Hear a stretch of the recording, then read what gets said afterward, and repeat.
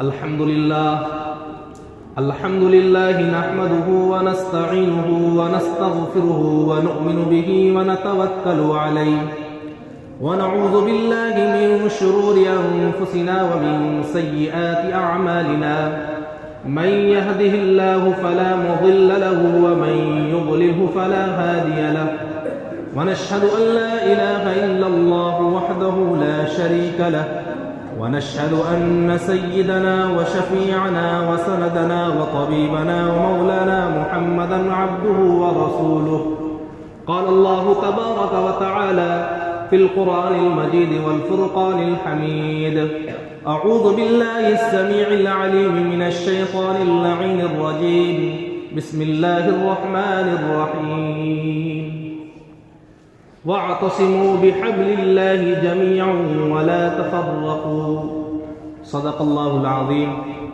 وقال النبي صلى الله عليه وسلم: يأتي على الناس زمان لا يبقى من الإسلام إلا اسمه ولا يبقى من القرآن إلا رسمه مساجدهم آمرة وهي خراب من الهدى أو كما قال عليه الصلاة والسلام.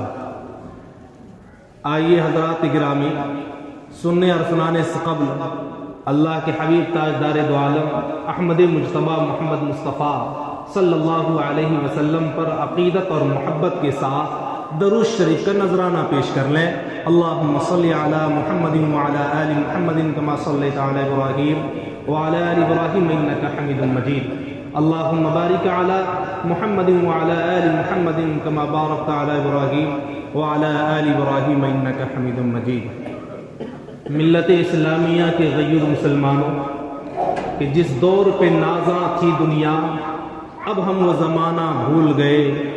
جس دور پہ نازاں تھی دنیا اب ہم وہ زمانہ بھول گئے.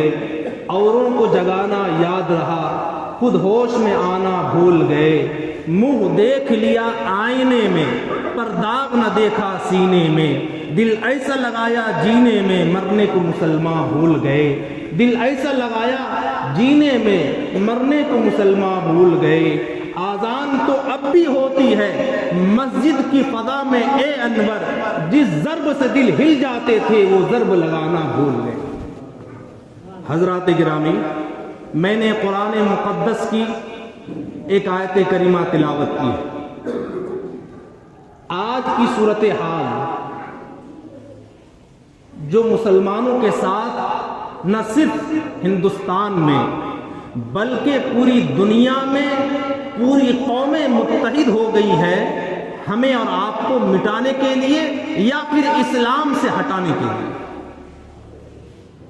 اور ہر دور میں قرآن ہماری اور آپ کی رہنمائی کرتا رہا ہے اور کرتا رہے گا قیامت کی صبح تک.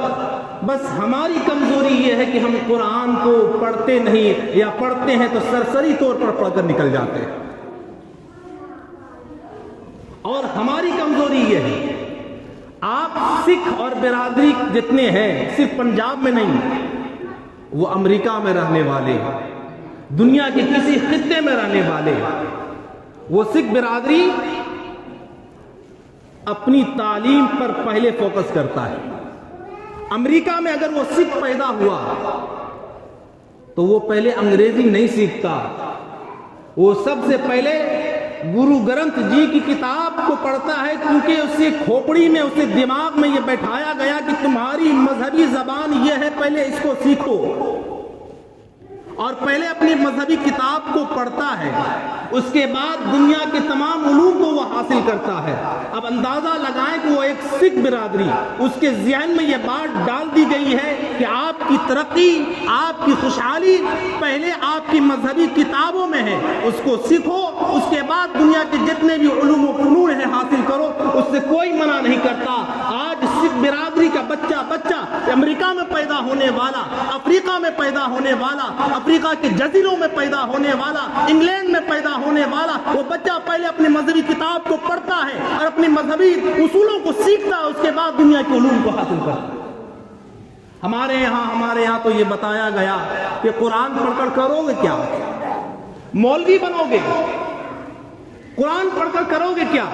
ہمارا بچہ اتنا فراٹے سے انگریزی بولتا ہے کہ ٹرمپ بھی وہ انگریزی نہیں بول سکتا، کیونکہ ہم نے انگریزی علوم میں مہارت حاصل کرنے کے لیے کہا ہے کہ یہ ترقی ہے تمہاری، دنیا میں ترقی چاہتے ہو تو قرآن چھوڑ کر انگریزی سیکھو۔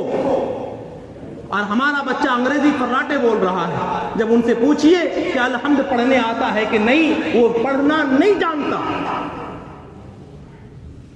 یہ تو مدارس کا فیض ہے، جہاں قال اللہ قال الرسول کی صدائیں ابھی بھی الحمدللہ بلند ہو رہی ہیں، اور آپ کی مسجدوں سے 5 وقت کی اذانیں جو ہو رہی ہیں اور 5 وقت کی نمازوں کی امامت جو ہو رہی ہے، ان مدارس کا فیض ہے کہ یہاں سے نکلنے والے بچے کوئی مؤذن بنتا ہے، کوئی آپ کی نماز کی امامت کرتا ہے۔ اور اگر یہ مدارس نہ ہو تو خدا کی قسم آپ اپنے کاندھے پر جنازے کو لے کر پھرتے رہیں گے، جنازہ کی نماز پڑھانے والا کوئی نہیں ملے گا۔ اور یہی دشمنان اسلام کی کوشش ہے، یا تو مسلمانوں کو ختم کر دو یا تو اس کو دین اسلام سے ہٹا دو۔ اور وجہ اس کی یہ ہے کہ ہماری اور آپ کی آپس کی تفرقہ، ہماری اور آپس کی لڑائی، نفرت، کینہ، بغض، عناد، تمام چیزوں میں ہم پھنس کر رہ گئے۔ ہماری لڑائی اپنے سماج میں زیادہ ہے، ہماری جو ہے نفرت اپنے لوگوں کے لیے زیادہ ہے، اپنے بھائیوں کے لیے زیادہ ہے۔ ہم دشمنوں کے سامنے دم جو ہے بھیگی بلی بنے ہوئے ہو۔ اور اگر ہمارا اسلام اور ہمارا دین اور ہماری مسلمانی اگر دیکھنا ہے تو مسجد کے دہلیز سے شروع ہوگا۔ جیسے مسجد کے دہلیز کے اندر قدم رکھا، ہمارا دین، ہمارا اسلام اور ہماری مسلمانی شروع ہوتی ہے۔ مسجد کے اندر آئے وضو بھی کیا، مسجد کے اندر آئے تلاوت بھی کیا، مسجد کے اندر آئے نماز بھی ادا کی، وظائف بھی پڑھے، مسجد کے اندر آئے غیبت سے بچے، بد نگاہی سے بچے، کینہ بغض و عناد سے بچے۔ یہاں مسلمانی شروع ہوتی ہے۔ جیسے مسجد کے دہلیز کے باہر گئے، اب مسلمانی ختم۔ اور آپ مشاہدہ کیجیے، آپ 5 وقتہ نمازی ہیں، صوم و صلات کے پابند ہیں، تقوی والے ہیں، ایک غیر مسلم مسجد کے دروازے پر کھڑے ہو کر اپنے بچے کو دم کرانے کے لیے کھڑا ہوتا ہے۔ آپ متقی ہیں اور آپ کی دکان بازار میں ہے، وہ غیر مسلم، وہ ہندو اپنے بچے کو آپ کی دکان پر دم کرانے نہیں جاتا، وہ مسجد کے دروازے پر کھڑے ہو کر آپ سے دم کرواتا ہے۔ اسے بھی معلوم ہے کہ مسلمان جو اگر مسلمان ہوتا ہے تو مسجد کے اندر ہوتا ہے، مسجد کے باہر وہ مسلمان تھوڑی ہوتا۔ وہاں تو غیبت شروع، وہاں تو جھوٹی باتیں شروع، وہاں تو یعنی کہ جتنی بھی دنیا میں گناہ ہے وہ تمام گناہ کرتا ہے مسلمان باہر۔ اس لیے اسے بھی معلوم ہے کہ اگر دم کرانا ہو اور شفا اگر ملنا ہے، جب مسلمان مسجد کے دروازے سے باہر نکلے گا اور دم کرے گا، اسی وقت یہ مؤثر ہوگا۔ جب مسلمان دروازے سے باہر نکلتا ہے تو پھر وہ مسلمان نہیں رہتا، پھر تو ہماری لڑائی شروع ہوتی ہے، پھر ہم ایک دوسرے کی ٹانگیں کھینچنے کے لیے تیار رہتے ہیں، ہم ایک دوسرے کو گرانے کے لیے تیار رہتے ہیں۔ اور یہ سمجھتے ہیں کہ ہماری ترقی یہ ہے کہ ہمارا بھائی گرے، ہماری خوشحالی یہ ہے کہ دوسرا زیر ہو جائے اور ہم زبر ہو جائیں۔ اسی لیے قرآن کہتا ہے وَاعْتَصِمُوا بِحَبْلِ اللَّهِ جَمِيعًا وَلَا تَفَرَّقُوا۔ اگر تم چاہتے ہو کہ دنیا تمہارے قدموں کے نیچے رہے، تم چاہتے ہو کہ دنیا کی جتنی قومیں ہیں وہ غلام بن کر رہے اور تم حاکم بن کر رہو، تو وَاعْتَصِمُوا بِحَبْلِ اللَّهِ جَمِيعًا وَلَا تَفَرَّقُوا۔ اللہ کی رسی کو مضبوطی سے تھامے رکھو۔ وہ رسی کون سی چیز ہے؟ کتاب اللہ و سنت رسول۔ اللہ کی کتاب ہے، اللہ کا قرآن ہے اور رسول اللہ کا طریقہ ہے۔ آپ تاریخ کے اوراق کے الٹ کر دیکھیں کہ حضرات صحابہ کیا تھے۔ وہ لوگ قرآن سے جینا سیکھا، وہ لوگ قرآن سے جینا سیکھا، قرآن پر مرنا سیکھا۔ ہم نے قرآن سے مرنا سیکھا ہے، جینا نہیں سیکھا۔ ہم نے تو یہ سمجھا ہے یہ قرآن آیا ہی ہے کہ جب مردے کی سانس اٹکے تو سرہانے تلے بیٹھ کر سورہ یاسین پڑھو اور اس کی سانس نکلوا دو۔ ہماری کھوپڑی میں یہ بات بیٹھ گئی، قرآن پڑھو مردے کی روح نکلوا دو۔ تو ہم نے مرنا سیکھا ہے قرآن سے، یا پھر مرنے کے بعد مدارس کے بچوں کو لا کر قرآن پڑھا کر ایصال ثواب کروا دینا۔ یہ قرآن کس لیے آیا؟ یہ انقلابی کتاب تھی، یہ آفاقی کتاب ہے، قرآن تبدیل کرنے والا کتاب ہے۔ جب عمر فاروق ایمان نہیں لائے تھے تو کافر اعظم تھے، جب یہ قرآن دل میں اتر گیا تو فاروق اعظم بنا۔ تو یہ جو قرآن آیا ہے یہ شفا بن کر کے آیا ہے، اور صرف قرآن خوانی کرنے سے یا سرحانے تلے جو ہے روح نکلنے والوں کے سامنے پڑھ دینے سے مسئلے کا حل نہیں، یہ قرآن کو دل میں اتارنا پڑے گا،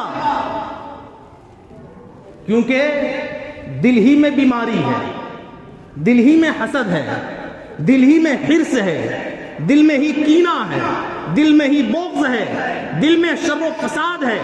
یہ اس کا علاج قرآن سے ہوگا۔ قرآن جب دل میں اترے گا تو پھر دل جو ہے صحت یاب ہوگا۔ الا وان فی الجسد مضغۃ اذا صلحت صلح الجسد كله واذا فسدت فسد الجسد كله الا وهي القلب۔ ایک گوشت کا لوتڑا ہے تمہارے جسم کے اندر، اگر یہ صحیح ہے تو تمام جسم کے اعضاء کام کریں گے، اور اگر یہ گڑبڑایا تو پورا نظام گڑبڑا جائے گا۔ اور وہ کیا ہے؟ الا وهي القلب، یہ دل ہے تمہارے اندر، اس کو بیماری سے بچاؤ، اس کو صحت یاب رکھو، جسم بھی صحیح رہے گا، دنیا بھی صحیح رہے گی، آخرت بھی صحیح رہے گی۔ اس لیے میرے محترم بزرگوں دوستو، میں نے حدیث پڑھا، یاتی علی الناس زمان لا یبقى من الاسلام الا اسمه۔ اللہ کے رسول جناب محمد رسول اللہ صلی اللہ علیہ وسلم نے فرمایا کہ ان قریب لوگوں پر ایسا زمانہ آنے والا ہے، ایسا زمانہ آنے والا ہے۔ رسول اللہ صلی اللہ علیہ وسلم پیشین گوئی کر رہے ہیں، ایک زمانہ ایسا آنے والا ہے میری امت پر، یاتی علی الناس زمان لا یبقى من الاسلام الا اسمه، یعنی اسلام تو ہوگا مگر نام کا اسلام ہوگا۔ مثال لیجیے، مسلمان تو ہیں ہم، مگر ہم ہیں خاندانی مسلمان۔ جو چیز مفت میں حاصل ہوتی ہے اس کی قدر نہیں ہوتی۔ قدر پوچھنی ہو تو اپنے باپ سے پوچھئے، جو خون پسینے کو جلا کر اور دھول میں جا کر نہ گرمی کو گرمی سمجھا، نہ سردی کو سردی سمجھا، نہ بارش کو بارش سمجھا، اس حالات میں بھی جا جا کر کے دولتوں کو جمع کر کر کے، خون پسینوں کو جو ہے بہا بہا کر کر کے وہ دولت جمع کر کے گھر کو لایا۔ وہ اولاد کیا جانے اس کی قیمت، اگر اولاد عیاش ہے تو اس دولت کو مٹانے میں اسے دیر نہیں لگتی، مگر جو اس کو حاصل کرتا ہے ان سے پوچھئے کہ اس کی قیمت اور قدر کیا۔ ہم تو خاندانی مسلمان ہیں جن کو پیٹھ پر کوڑے پڑے، جن کی پیٹھ کو داغا گیا، جن کو وطن سے بے وطن کیا گیا، جن کو تپتی ہوئی ریت پر لٹا کر مارا گیا، ان سے پوچھئے کہ اسلام کیا ہے اور ایمان کی قیمت کیا ہے۔ ہم تو بنے بنائے ہوئے ہیں کہ ہم مسلمان گھر میں پیدا ہو گئے، اس لیے ہم موروثی مسلمان ہو گئے، اور اس لیے اسلام کی حقیقت کو اور حقانیت کو ہم نہیں سمجھ رہے، اس کی قیمت کو ہم نہیں سمجھ رہے۔ اور حقیقت یہی ہے کہ آج اب آپ دیکھیں جمعہ کی اذان کو لے لیجیے، یہ جو اذان 12:15 میں ہوتی ہے خطبے کی اذان سے پہلے کیوں دی جاتی ہے؟ ہمارا لگاؤ کیسا ہے اور ہم کیسے مسلمان ہیں؟ ایک اصلی مسلمان اور ایک رسمی مسلمان۔ ابھی اس دور میں ہم لوگ صرف رسمی مسلمان بن کر رہ گئے، اصلی مسلمان نہیں ہے۔ اذان ہوتی ہے، اذان دینے کا مقصد کیا ہوتا ہے کہ خطبے سے پہلے آپ کو مسجد آ جانا ہے۔ یہ جو خطبہ ہے نا، یہ جمعہ کی نماز کا حصہ ہے۔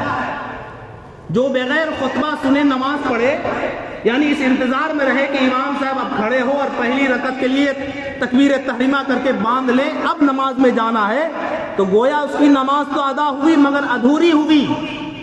کیوں؟ کیونکہ جمعہ کی نماز جو ہے ظہر کے قائم مقام ہے۔ جیسے ظہر 4 رکعت فرض ہے، ویسے یہ 2 خطبہ بھی جمعہ کی نماز کا حصہ ہے، اس کا سننا واجب ہے۔ اور آپ نے سنا نہیں، آپ نے 2 رکعت پڑھ کر کے 2 رکعت والے مسلمان بن کر مسجد سے نکل گئے، تو خطبہ کون سنے گا؟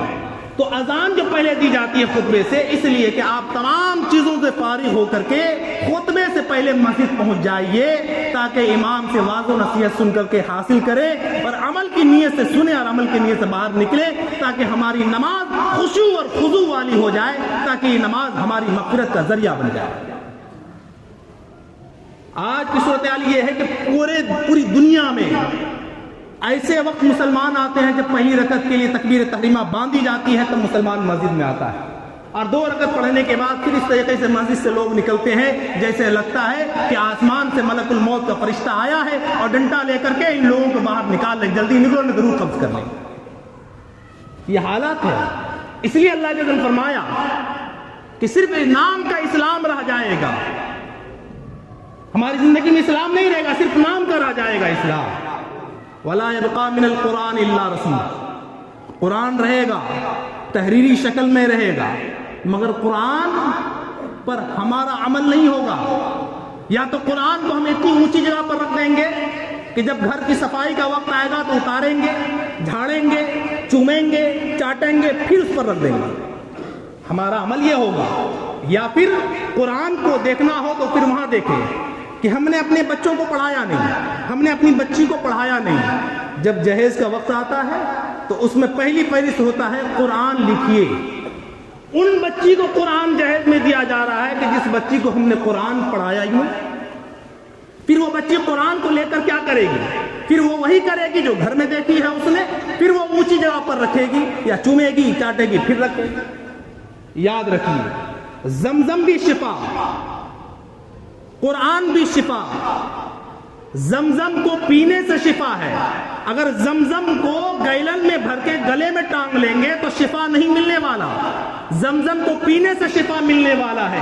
ایسے قرآن کو سونے کے جزدان میں رکھ کر گلے میں لٹکا لیں تو قرآن کے حقوق ادا نہیں ہوں گے۔ قرآن کو پڑھنا ہوگا، اس پر عمل کرنا ہوگا، دلوں میں اتارنا ہوگا۔ اور یاد رکھیے کہ جو گھر میں قرآن کی تلاوت ہوتی ہے وہاں نسلیں دیندار پیدا ہوتی ہیں، نسلیں آباد رہتی ہیں، مرتد اور مرتدہ نہیں ہو سکتی۔ جس گھر میں قرآن نہیں، موسیقی کے آواز آتے ہیں، یاد رکھیے ان کی نسلوں میں مرتد بھی پیدا ہوگا، مرتدہ بھی پیدا ہوگا۔ ابھی آپ سوشل میڈیا پر دیکھ رہے ہیں، جاوید اختر کا نام سنا ہوگا، اس نے اللہ کا نام، اللہ کے وجود کا ہی سرے سے انکار کر دیا کہ اللہ ہے ہی نہیں، نعوذ باللہ۔ اور جانتے ہیں کہ ان کا خاندان کیا ہے؟ ان کے پردادا کا نام ہے مولانا فضل حق خیر آبادی، مرد مجاہد، جنگ آزادی میں فتویٰ دینے والے ان کے پردادا، اور ان کے باپ مزدر خیر آبادی، یہ بھی ایک عالم دین۔ یہ ضروری نہیں ہے کہ جس کا باپ دادا عالم ہو اس کی نسل میں مرتد پیدا نہیں ہوگا، مرتد پیدا ہوگا۔ کیوں؟ جب اسلام سے تعلق کٹے گا، اسلام سے آپ کا رشتہ ناتا ختم ہوگا تو یاد رکھیے باپ دادا کا دین اور باپ دادا کا علوم ان کے پوتوں کو مرتد ہونے سے نہیں بچا سکتا، بلکہ اس کو مرتد ہونے سے اور مرتدہ بچنے کے لیے قرآن سے وابستہ ہونا پڑے گا، رسول اللہ کے طریقے سے وابستہ ہونا پڑے گا۔ جب سوشلزم کے ساتھ آپ کا تعلق ہوگا اور دماغ جو ہے روشن خیال بن جائے گا اور طرح طرح کی چیزیں آپ کی زندگی میں آئیں گی تو مرتد ہونے سے کوئی نہیں بچا سکتا۔ یہ فضل حق خیر آبادی کا پوتا جس کا باپ مزدر خیر آبادی، اس کے بعد اس کا باپ ایک شاعر آزاد خیال، اس کے بعد یہ نیا نسل پیدا ہوا جس کا نام جاوید اختر، اس نے اللہ کے وجود کا انکار کیا۔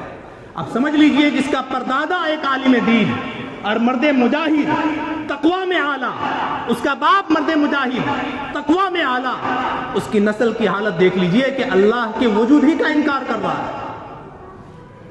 اس لیے سب سے زیادہ جو زور دیا جا رہا ہے کہ اگر ایک بچوں کو دین کا علوم دیا تو ایک ہی آدمی، ایک مرد کو یا ایک بچے کو پڑھایا تو صرف آپ نے ایک ہی کو پڑھایا، اور اگر آپ نے ایک بچے کو تعلیم دی تو یاد رکھیے اس سے پورے خاندان کو آپ نے پڑھایا۔ اور یاد رکھیے کہ مرد اگر مومن، مرد تقوی والا، مرد نمازی، مرد دیندار، تو یہ دیندار صرف گھر تک ہی محدود، اور اگر عورت دیندار ہے، متقی اور پرہیزگار ہے تو اس کی نسلیں بھی پرہیزگار ہوں گی، ان کی جو ہے اولادیں پرہیزگار ہوں گی، کیونکہ پہلا بچہ کا مکتب اور مدرسہ ماں کا گود ہے۔ اگر ماں صحیح سالم ہے، ماں نیک اور متقیہ ہے تو یقین جانیے اس کی اولادیں بھی متقی پیدا ہوں گی۔ اور آج وجہ اس کی یہ ہے کہ ہماری بہنیں، ہماری بیٹیاں دین سے کوسوں دور ہے، ان کو نماز سے مطلب نہیں، ان سے زکات، ان کو تلاوت سے کوئی مطلب نہیں، ان کو دینداری سے کوئی مطلب نہیں۔ آپ آپ تاریخ اٹھا کر دیکھیے، جتنے بھی اولیاء اللہ گزرے ہیں، جتنے نبی گزرے ہیں، ان نبی کو پیدا کرنے والی کوئی ایک عورت بھی تو تھی۔ آپ جن کا فاتحہ کرتے ہیں، جن کا نظر و نیاز کرتے ہیں، سیدنا عبد القادر جیلانی رحمۃ اللہ علیہ ہو، چاہے وہ خواجہ معین الدین چشتی سنجری اجمری رحمۃ اللہ علیہ ہو، مخدوم الملک شرفا بہاری رحمۃ اللہ علیہ ہو، نظام الدین اولیاء رحمۃ اللہ علیہ ہو، جتنے بزرگان دین ہیں، ان کی تاریخ کو پڑھیے کہ ان کی ماں کیا تھی۔ وہ متقیہ تھی، وہ پرہیزگار تھی، وہ تلاوت کرتی تھی۔ تو جو ماں متقیہ ہوگی، نمازی ہوگی، دیندار ہوگی، ان کی کوکھ میں ان سے پیدا ہونے والے اولاد متقی پیدا ہوگی، صوم و صلات کی پابند ہوگی۔ اور جو انسٹاگرام پر ڈانس کرنے والی، موسیقی پر تھرکنے والی، کمر ہلانے والی کی اولاد اگر پیدا ہوگی تو آنے والے وقتوں میں یہ نسلیں مرتد ہوتی چلی جائیں گی، پھر اسے کوئی روک نہیں سکتا۔ اس لیے لا یبقى من القرآن الا کہ قرآن صرف ایک رسم کی طرح رہ جائے گا۔ قرآن کو ہم کھولیں گے نہیں، یا تو یہ سمجھیں گے یہ تو بخش کے لیے کتاب آئی ہے، یہ جو ہے ایصال ثواب کے لیے کتاب آئی ہے، صرف ہمارے ذہن میں یہ بات بیٹھ جائے۔ اس لیے یہ سمجھنا ہوگا یہ انقلابی کتاب ہے، یہ آفاقی کتاب ہے، یہ تبدیلی والی کتاب ہے، یہ جو ہے آپ کی زندگیوں کو بدلنے والی کتاب ہے، آپ کو حاکم بنانے والی کتاب ہے، یہ سمجھنا ہوگا۔ مساجدہم عامرۃ وہی خراب من الہدی، مساجد تو بڑی عالی شان ہوں گی، ٹائلز اور ماربل لگے ہوں گے، مگر ہدایت سے مسجدیں خالی ہوں گی۔ یقیناً ہماری مسجدیں بڑی عالی شان، یقیناً مسجدیں بڑی خوبصورت، مگر یہ خوبصورت میں چار چاند تبھی لگ سکتا ہے جب آپ کی یہ پیشانی مسجد کے اندر جھکے گی۔ اور یاد رکھیے، بڑوں کا قول ہے کہ جس راستے پر جب انسان چلتا ہے، آپ مشاہدہ آپ لوگوں نے کیا ہوگا کہ جب جنگل سے کوئی انسان چلتا ہے، آتا جاتا ہے، تو اس میں راستہ بن جایا کرتا ہے، تو پھر وہ سرکار کے نقشے میں میپ پر وہ ایک راستہ گھوشت کر دیا جاتا ہے کہ اس پر انسان چلتا تھا۔ جب اس جنگل جھاڑی سے انسان آنا جانا بند کر دے تو وہ راستے مٹ جایا کرتے ہیں، ان کے نقوش مٹ جایا کرتے ہیں۔ ویسے ہی ہے کہ جو مسجد سجدوں سے آباد رہتی ہے، اللہ اسے آباد رکھتا ہے اور ان محلوں کو بھی آباد رکھتا ہے۔ اور جو مسجد اللہ کو سجدہ کرنے سے، اللہ کو سجدہ کرنے والے لوگ نہیں، بلکہ وہ مسجد ویران ہے، صرف جمعہ کو مسجدوں میں بھیڑ ہے اور پنج وقتہ میں نمازیوں کی بھیڑ نہیں، تو اللہ تعالیٰ حکومتوں کے ذریعے سے بلڈوزر چلوایا کرتا ہے، اور اس کو مانیے نہ مانیے یہ حقیقت ہے۔ اس لیے مسجد کی بنیاد تقوی پر رکھیے، اور تقوی کے ساتھ ساتھ مسجد کو پنج وقتہ نمازوں میں بھی آباد رکھیے۔ اگر آپ نے مسجد کو آباد نہیں کیا تو اللہ ویران کرے گا۔ اللہ ہمارا اور آپ کا محتاج نہیں ہے، اللہ ہمارے سجدوں کا محتاج نہیں ہے، اللہ دوسری قوموں کو کھڑا کرے گا۔ ہم آپ کیا کس کھیت کی مولی ہے؟ اس لیے یاد رکھنا ہوگا کہ جمعہ میں جس طریقے سے بھیڑ ہوتی ہے، اگر آپ پنج وقتہ نمازوں میں بھی مسجد کو بھر دیں گے، یقیناً اس دنیا میں انقلاب برپا ہوگا، تبدیلی آئے گی، حالات بدلیں گے۔ اگر آپ چاہتے ہیں کہ حالات بدلے تو آپ کو اللہ سے لو لگانا ہوگا، اللہ سے جڑنا ہوگا، اللہ سے تعلق بنانا ہوگا۔ اور اگر اللہ سے آپ تعلق نہیں بناتے ہیں تو یاد رکھیے آج یہ حالات یہ جو دیکھ رہے ہیں، ان سے بدتر بھی حالات آنے والے ہیں، اس وقت آپ کا ایمان بچانا بھی مشکل ہوگا۔ یہ تو سامنے ہے آپ کے، مسلمان بھی جا رہا ہے، غیر قومیں بھی جا رہی ہیں، مندر بھی ٹوٹے جا رہے ہیں، مسجدیں بھی ٹوٹ رہی ہیں، مگر نشانے پر سب سے زیادہ کون ہے؟ ہم اور آپ۔ وجہ کیا ہے؟ کیونکہ ہمارا تعلق اللہ سے ختم ہو چکا ہے، اللہ سے تعلق ختم ہو چکا ہے۔ مسجدیں ہیں ہمارے پاس، مگر مسجدیں صرف جمعہ کے دن لگتا ہے کہ ہاں مسجد ہے، پھر پنج وقتہ وقت میں ایک صف کی نمازی، اور وہ بھی بوڑھے پرانے، جیسے کہ سب کی طرف سے یہ بوڑھے بزرگ لوگ فرض کفایہ ادا کر رہے ہیں۔ اسی لیے انقلاب چاہتے ہیں، آپ چاہتے ہیں کہ ہم سرخروئی قوم بن کر رہیں، سرفرازی ہم کو حاصل ہو اور ہم بلند رہیں اور ہمارے قدموں کے نیچے یہ قومیں اور یہ دنیا کی تخت و تاج رہیں، تو آپ کو اللہ سے تعلق بنانا ہوگا اور واقعی میں اسلام پر عمل کرنا ہوگا، رسمی نہیں بلکہ حقیقی مسلمان بننا ہوگا۔ اگر آپ کریں گے انشاءاللہ العزیز انقلاب آئے گا۔ ان تنصروا اللہ ینصرکم، تم اللہ کے دین کی مدد کرو، اللہ تمہاری مدد کرے گا، تمہاری ہیبت، تمہارا روب دشمنوں کے کلیجے میں ڈالے گا۔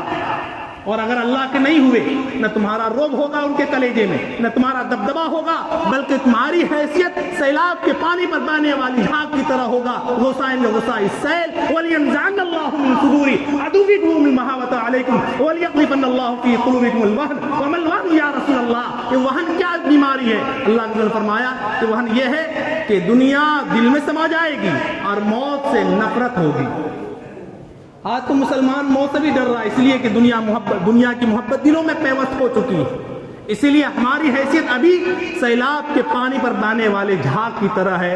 ہم چاہتے ہیں کہ ہمارا دبدبا ہو، ہمارا روب ہو دشمنوں کے اس دلوں میں، تو ہمیں اللہ اور اس کے رسول کی لائی ہوئی شریعت پر ہمیں مکمل عمل کرنا ہوگا، ہمیں پابند صلاۃ بننا ہوگا، مسجدوں کو آباد کرنے والا بننا ہوگا، اور اپنے سماج میں پڑوسی ہو یا رشتہ دار ان سب کے ساتھ اخلاق حسنہ سے پیش آنا ہوگا، تب جا کر اللہ کی مدد، اللہ کی نصرت آئے گی۔ وما توفیق الا باللہ۔ اللہ تعالیٰ سے دعا گو ہے کہ اللہ تعالیٰ ہم سب کو کہنے سننے سے زیادہ عمل کی توفیق ارزانی نصیب فرمائے۔ وما توفیق الا باللہ، علیہ توکلت و الیہ انیب، وما علینا الا البلاغ المبین۔